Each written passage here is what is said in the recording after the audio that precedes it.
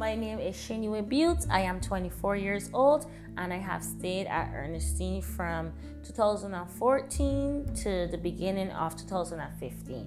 I came to Canada with my mom and my two little siblings, my little brother and my little sister. We fled our home country, Barbados, because of my mom's ex-husband. At that time, we were living in an abusive household. I was only in Canada for about 6 months, and we ended up having to face more abuse from family member that we came to stay with.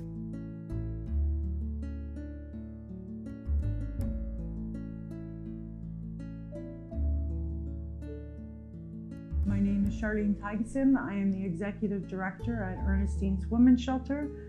We are an emergency shelter for women and children escaping violence. We currently have 35 beds for women and children, and 15 of those beds will be women and the rest will all be children. And so we are always 100% full, if not over 100% occupancy at all times.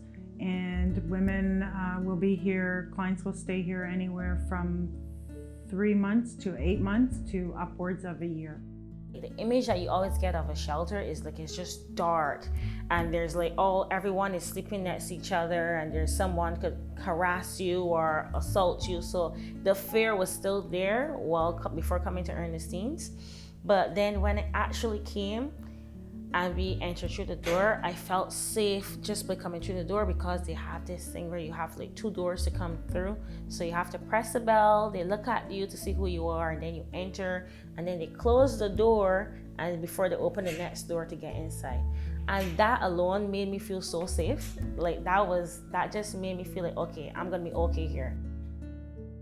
The largest population in the shelter is that of children, and that is from 0 to 18 years of age are identified as infants, children and youth. The programs that we have for the women and children while they're residing here we have a child and youth program, and that program will help children integrate into new schools or to access childcare. We will run child and youth programs which are recreational but also counseling, including one-on-one and group counseling support for children and youth. There is a program that is going to help her with her legal issues if there's custody, or if there's a criminal court that is required to attend to, then we're going to provide her support in doing that, which means also accessing lawyers, legal aid, and making sure that she is supported through the whole court process. People forget that a lot of the abuse not only affects the women, it then affects their children, because what happens to the parent, kids may see it even if the kids weren't there. If a woman is being abused and then she has a child afterwards, the effects do happen to the children. Whatever happens to her, sometimes she lets it off on her kids, and I feel like the fact that there's places like Ernestine's to help a woman build her self-esteem, to let her know that what she went through was not right, but let her find herself and know that she can become a better person, is very important.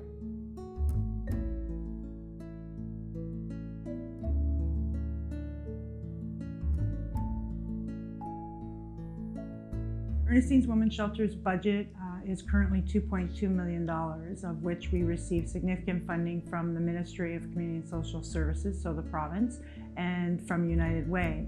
We are then also required to raise upwards of just over $500,000 a year to meet the needs of that $2.2 million budget and to meet the needs of the programs and services that we offer. We're very fortunate to have an on-site food bank in the shelter that services women and children after they've left, and other women in the community. So we are always interested in receiving food or gift cards for food to the food bank.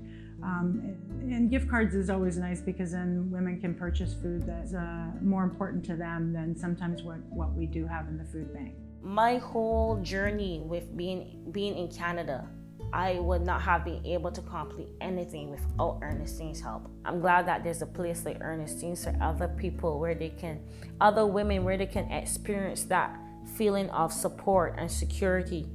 Ernestine's becomes that family outside of your family, that continuous support, that person, that group to make you feel you are loved and you will forever have support no matter what.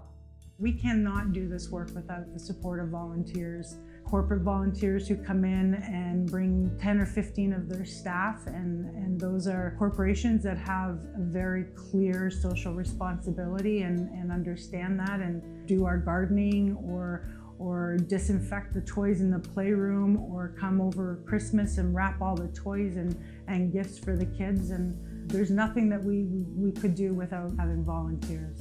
There's so many people that help make Ernestine's as successful and support us in so many ways, that particularly to the people who give to us generously of their money, of their time, of their expertise. I say to you, thank you so much for walking in the world with others on your mind and in your hearts. And it's because of you that we know that tomorrow it's going to be brighter. Thank you.